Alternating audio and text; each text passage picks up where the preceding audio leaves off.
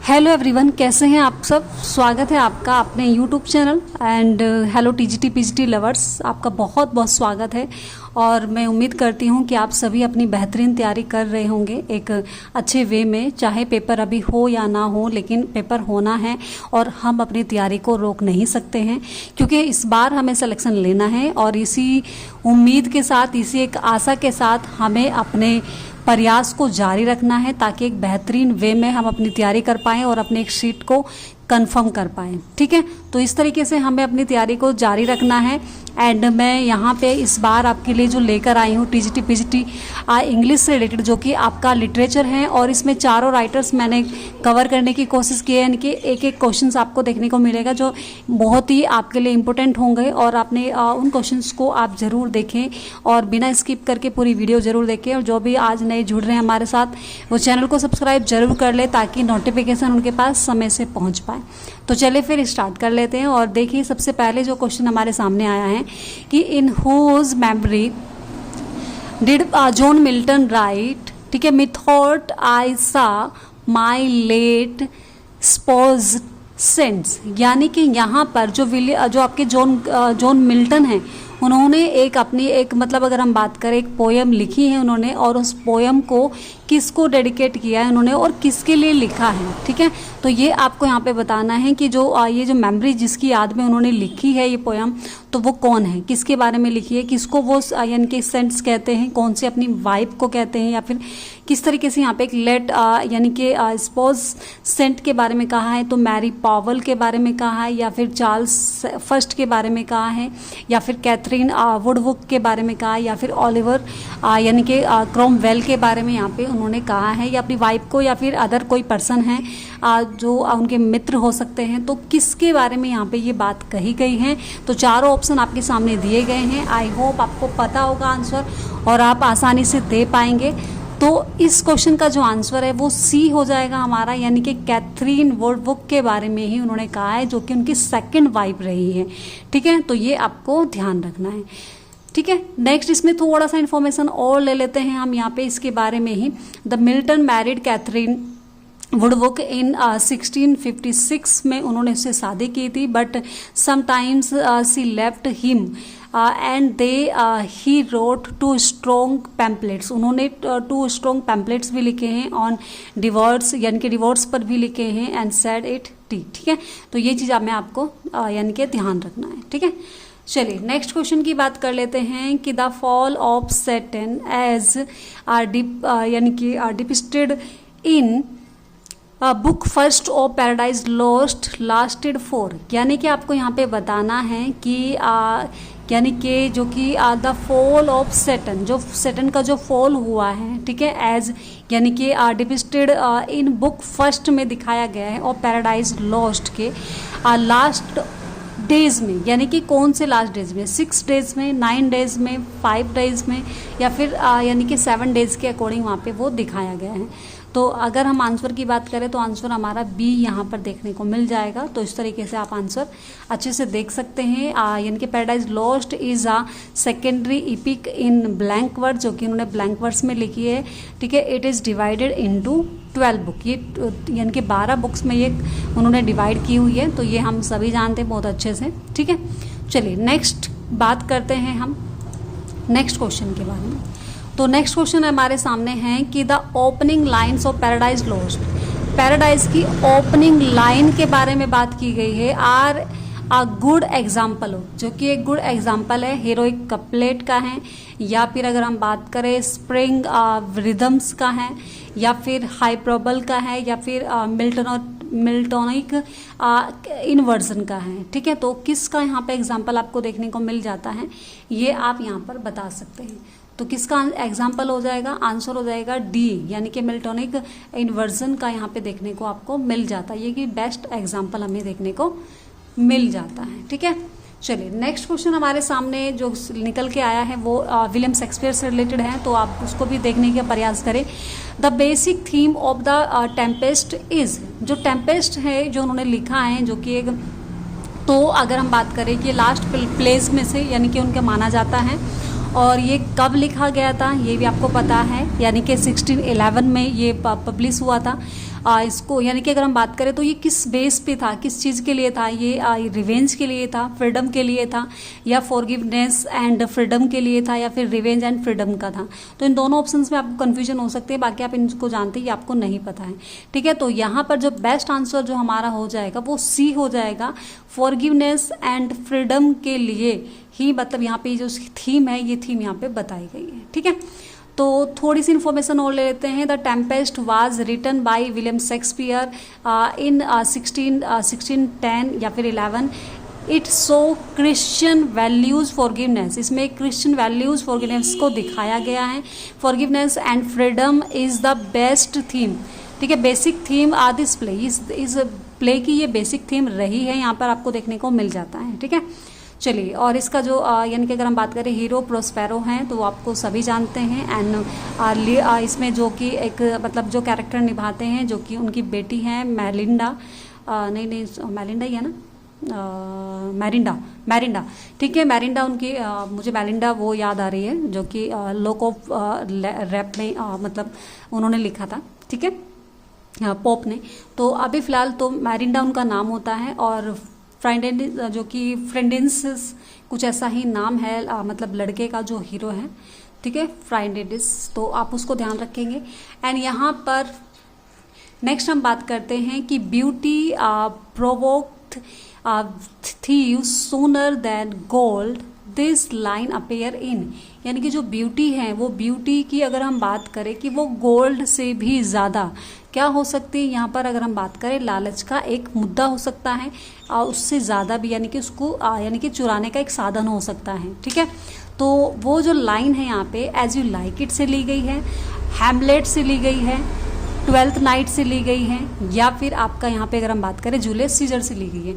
तो किससे यहाँ पे लाइन आपको सामने यहाँ पे देखने को मिल जाएगी, तो आंसर हो जाएगा आपका यहाँ पर a answer as you like it से देखने को मिलती है। दिस लाइन स्पोकन बाई, इसको किसने बोला है, ठीक है, यानी कि रोजलिंडिंग ये बोला है, यहाँ पे ये लाइन बोलती है, जो कि हीरोइन है इस प्ले की। एंड अगर हम बात करें एक्ट फर्स्ट और सीन थर्ड में ये बात वो बोलती है, ठीक है। तो ये आपको ध्यान रखना है, ठीक है। चलिए नेक्स्ट क्वेश्चन की बात करते हैं कि all orators are dumb when beauty floods this line is from, ये जो लाइन है यहाँ पर ये आपको कहाँ पर देखने को मिलती है, ठीक है। तो ये लाइन आपको कहाँ देखने को मिलती है, ट्वेल्थ नाइट में देखने को मिलती है, द रेप ऑफ लुक्रेस में, हैमलेट में, या फिर हेनरी फोर और यानी कि पार्ट सेकंड में आपको देखने को मिलती है। तो ये आप मुझे बता सकते हैं। आंसर यहाँ पे जो हमारा हो जाएगा वो बी हो जाएगा, द रेप ऑफ लुक्रेस में आपको देखने को मिलती है। This line is from William Shakespeare's poem the rape of Lucrece, specially it appears in lines यानी कि 333 से लेकर 334 इसमें लाइन आपको देखने को मिल जाती है, यानी कि द पोयम एक्सप्लोर, यानी कि एक्सप्लोर करती है थीम्स ऑफ लव, जहाँ पे लव देखने को मिलता है, सेक्सुअलिटी देखने को मिलती है, एंड द आपको डेंजर्स ऑफ आपको प्रोसेसिंग देखने को मिलती है, द रॉन्ग पर्सन ऑफन यानी कि यूजिंग, इसमें बाइबलिकल इमेजिनरी भी आपको देखने को मिलती है बाइबल से related.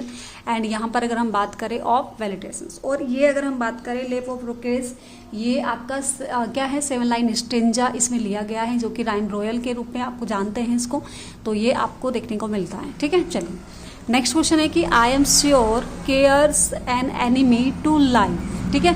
This line is from, ये जो लाइन यहाँ पे दिए गए है कि I am sure care's enemy to life, यानी कि जो केयर्स है, जो परवाह है, वो क्या है, वो लाइफ की दुश्मन है। तो ये लाइन यहाँ पर कहाँ से ली गई है, क्या ये हैमलेट से है, मैकबेथ से है, टीटस ठीक है, एंडोनेरिस से है, या फिर ट्वेल्थ नाइट से ली गई है। तो किससे यहाँ पर ये लाइन आपको देखने को मिल जाती है। तो जाहिर सी बात है आप यहाँ पे आंसर दे सकते हैं। आंसर यहाँ हमारा है डी, यानी कि ट्वेल्थ नाइट में ये हमें देखने को मिलती हैं।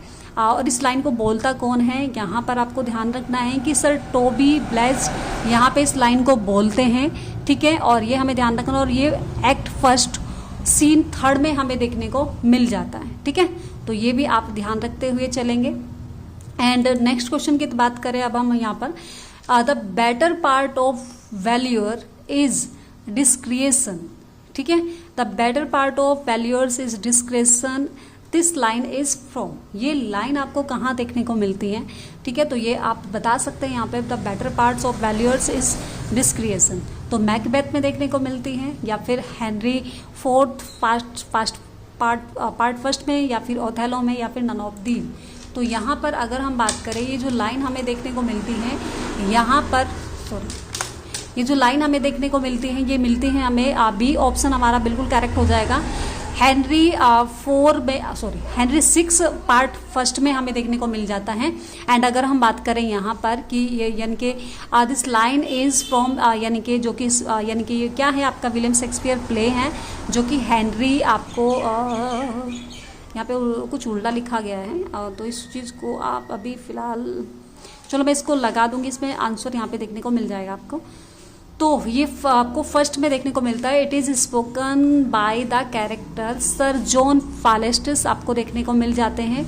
उसमें यहाँ पे हेनरी 6 है भाई, ये हेनरी 6 पार्ट फर्स्ट में है यहाँ पे, और ये आपके जॉन फालेस्टिस हैं जो कि वो इस बात को बोलते हैं, उस कैरेक्टर वही स्पोकन यहाँ पर करते हैं इस लाइन को, ठीक है। चलिए नेक्स्ट क्वेश्चन की बात करें अगर हम यहाँ पर, the speech we are such stuff as dreams are more made of, these lines appear from, ये लाइन आपको कहाँ देखने को मिलता है, आई होप ये लाइन आपको पता ही होगी, तो आप अच्छे से जानते भी होंगे, ये कुछ ज़्यादा क्वेश्चंस बड़ा नहीं है। लेकिन अगर हम बात करें यहाँ पे, द टेम्पेस्ट है, रिचार्ड थर्ड है, या फिर हेनरी यहाँ पे, या फिर 6 है, या फिर आपको नन ऑफ दीज, या फिर कोई नहीं है। तो आंसर हो जाएगा ए, द टेम्पेस्ट हमें यहाँ पे देखने को मिलता है। दिस यानी कि दिस लाइन्स स्पोकन, कौन बोलता है, यानी कि प्रोस्पेरो यहाँ पर आपको देखने को मिलता है। और ये कब बोलते हैं, ये बोलते हैं यहाँ पर एक्ट 4 और सीन फर्स्ट में यहाँ पर ये बात बोली जाती है, ठीक है। तो ये चीज़ भी आपको ध्यान रखना है कि कौन से एक्ट में वो बात कही गई है, ठीक है।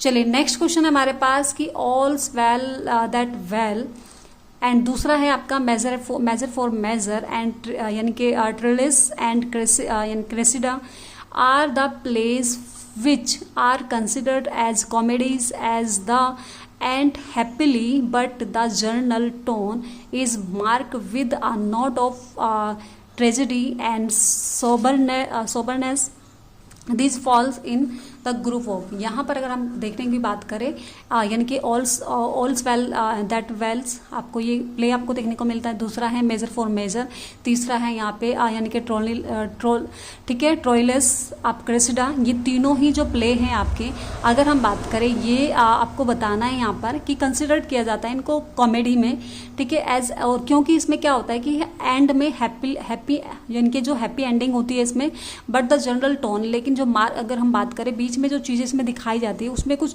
ट्रेजेडीज भी आपको देखने को मिलती है, यानी कि गंभीरता भी आपको देखने को मिलती है, जिसमें आप वहाँ पर गंभीरता के बारे में बात करते हैं। तो इसको एक कॉमेडी वे में रखा नहीं जा सकता, तो किस वे में हम इसको रखेंगे, द मैच्योर्स कॉमेडी में रखेंगे, या फिर द रोमन प्लेस में रखेंगे, द सोबर प्लेस में रखेंगे, या फिर ऑल ऑफ दिस, या फिर सभी में यहाँ पर हमें देखने को मिल जाता है। तो जो इसका आंसर है वो बेस्ट आंसर तो हमारा हो जाएगा क्या, सी, यानी कि यहाँ पे अगर हम बात करें सोबर प्लेस यहाँ पे कहलाते हैं, जो कि आपके गंभीर प्ले के रूप में माना जाता है। एंड अगर हम बात करें these are classified as problem plays, ये जो कहलाते हैं आपकी ये प्रॉब्लम प्लेस में आते हैं, और डार्क कॉमेडी भी इनको हम कह सकते हैं। तो ये भी हमें ध्यान रखना है, ठीक है। अगर वहाँ पे प्रॉब्लम प्ले आए लिखा हुआ तो डायरेक्ट हमें प्रॉब्लम प्ले ही लगाना है, लेकिन यहाँ पे प्रॉब्लम प्ले नहीं है यहाँ पे, तो आपका जो आंसर हो जाएगा यहाँ पे, तो द सोम्बर प्लेस के रूप में जाने जाते हैं। एंड इसके साथ साथ अगर हम बात करें, ये प्रॉब्लम प्लेस के रूप में, डार्क कॉमेडी के रूप में जानी जाती है, ठीक है। चलिए नेक्स्ट क्वेश्चन की बात कर लेते हैं। नेक्स्ट क्वेश्चन हमारे पास है कि मच अडो अबाउट नथिंग, ठीक है, और दूसरा है आपका twelfth night, the merchant of Venice and as you like it are, ये चारों ही प्ले आपको क्या यहाँ पर अगर हम बात करें, क्या ये सोम्बर प्लेस हैं, क्या ये मैच्योर्स यानी कि मैच्योर कॉमेडीज़ हैं, या फिर यहाँ पर ये प्रॉब्लम प्ले है, या फिर ऑल ऑफ दीज। तो अगर मैं बात करूं यहाँ पर सोम्बर प्लेस मैंने आपको बताया जो गंभीरता दर्शाते हैं, और मैच्योर्स प्लेट्स होते हैं जो आपके यानी कि उनके एंडिंग में, यानी कि अगर हम बात करें परिपक्वता या यानी कि उन्होंने जब 1600s के बाद जो भी उन्होंने लिखा है वो उनके मैच्योर्स उसमें आते हैं, ठीक है, मैच्योर्स में आते हैं। तो कॉमेडीज़ की बात करें, सभी हमारी कॉमेडीज़ हैं, तो क्या हो जाएगा आंसर हमारा द मैच्योर्स कॉमेडी हमें देखने को यहाँ पे मिल जाएगा, ठीक है। चलिए नेक्स्ट क्वेश्चन है हमारे पास कि who is the royal saints. आपको बताना है यहाँ पे कि रॉयल सेंट्स किसे कहा गया है। वीक इन इज सेंसलेस, जो कि एक उनकी कमजोरी भी मानी जाती है, ठीक है। तो रिचार्ड थर्ड को कहा गया है, हेनरी यानी कि आपको हेनरी फोर्थ पार्ट सेकंड को, या फिर अगर हम बात करें हेनरी आपके 5 हैं, या हेनरी आपकी यहाँ पर अगर हम बात करें यहाँ पे 4, तो किस में आपको यहाँ पर देखने को मिल जाता है। तो जाहिर सी बात है यहाँ पे आंसर डी हमारा बिल्कुल बेस्ट हो जाएगा। तो यहाँ पे आंसर डी के अकॉर्डिंग यहाँ पे हेनरी फोर्थ में अगर हम बात करें, हेनरी फोर्थ में आपको देखने को मिलता है। और इसके बारे में कुछ इन्फॉर्मेशन भी है कि हिज सेंट यानी कि जो इनकी जो ये संत का जो यानी कि किरदार है, जो कि इनकी क्वालिटीज़ है such as his gentle nature है इनका, एंड डिजायर फॉर रिक्वायर यानी कि रिकोजिलिनेशंस आर अल्टीमेटली, ठीक है, influences to deal with the political realistics of his times. यानी कि ये जो इनकी जो इनकी जो क्वालिटीज़ है यही क्या करती हैं उस समय के टाइम पर क्या करती है, इन्फ्लुएंस डालती है, और वो उस तरीके से डील नहीं कर पाते जिस प्रकार से उन्हें एक डील्स मतलब वो कर सकते थे उस तरीके से, तो वो एक असरदार नहीं होती है। तो उस तरीके से यहाँ पे दिया गया है, और उसको वीकनेस के रूप में उसको यानी कि वीक इज हिज सेंटलेस को बताया गया है, ठीक है।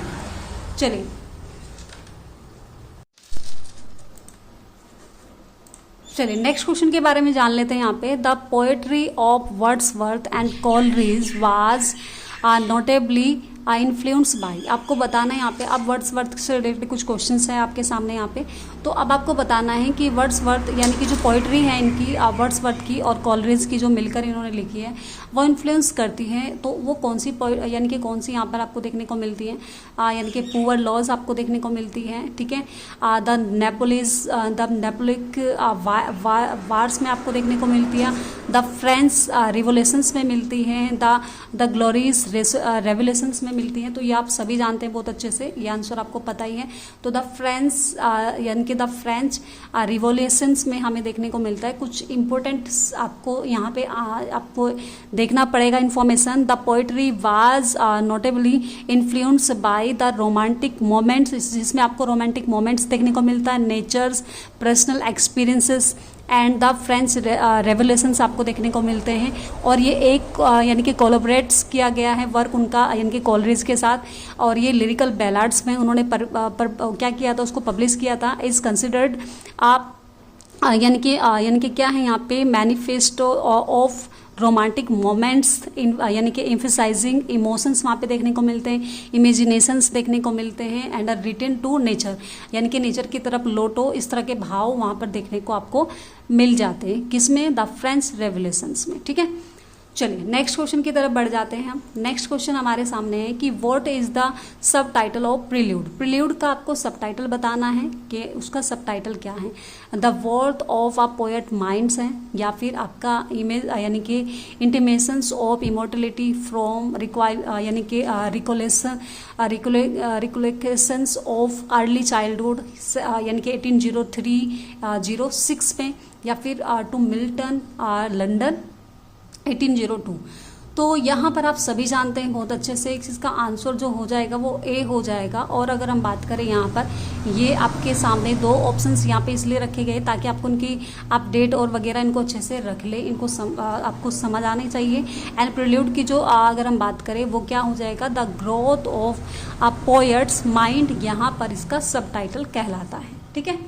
चलिए भाई नेक्स्ट क्वेश्चन की बात कर लेते हैं। In which poem Wordsworth calls a child best philosopher mighty यानी कि प्रोफेट और सीड ब्लेस्ड यहाँ पर आपको देखने को मिलते हैं। तो ये जो कहा गया है यहाँ पर इन विच है, किस पोयम में इस बारे में कहा गया है, चाइल्ड के बारे में, यानी कि बेस्ट फिलोसफर कहा गया है चाइल्ड को, ठीक है, माइटी कहा गया है उसको, प्रोफेट कहा गया है, ठीक है, और ये सब चीज़ें कहा गया। तो डैफोडिल्स में, क्लिंटन एबे में, ओड ऑफ ड्यूटी में, ठीक है, नहीं कहा गया है। ये इमोर्टलिटी ओड में आपको देखने को मिलता है, ठीक है, इंटीमेशंस ऑफ इमोर्टलिटी ओड।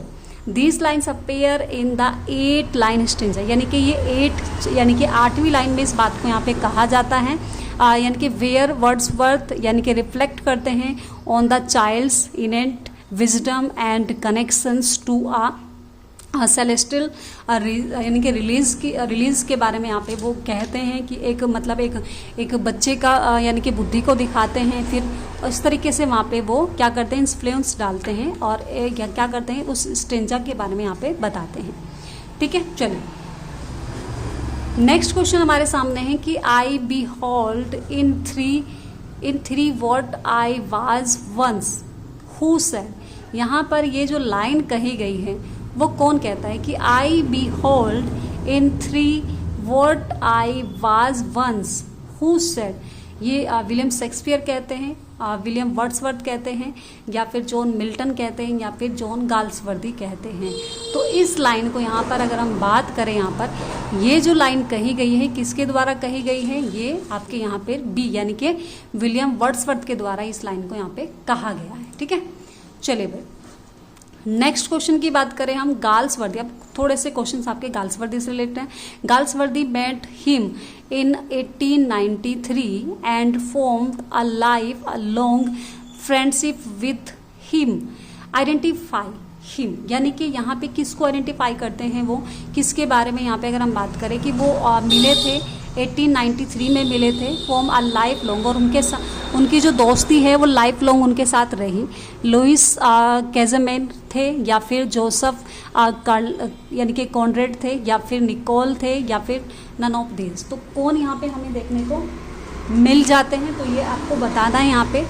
तो आंसर हो जाएगा हमारा बी यानी कि जोसेफ यानी कि कॉनरेड यहाँ पर देखने को मिलते हैं, जो कि आइडेंटिफाई करते हैं वो एक फ्रेंडशिप जो कि लॉन्ग टाइम उनका यानी कि अगर हम बात करें लाइफ लॉन्ग उनके साथ रही है उनकी फ्रेंडशिप, तो उसके बारे में यहाँ पे देखने को मिल जाता है, ठीक है। चलिए नेक्स्ट अगर हम बात करें कि which drama depicts the fight of an ideal यानी कि idealistics against adverse social forces. आपको यहाँ पर कौन से ड्रामा में आपको यानी कि क्या होता है यहाँ पे डिफेक्ट्स आपको the fight of the ideology यानी कि idealistics against adverse social forces में आपको देखने को मिलते हैं।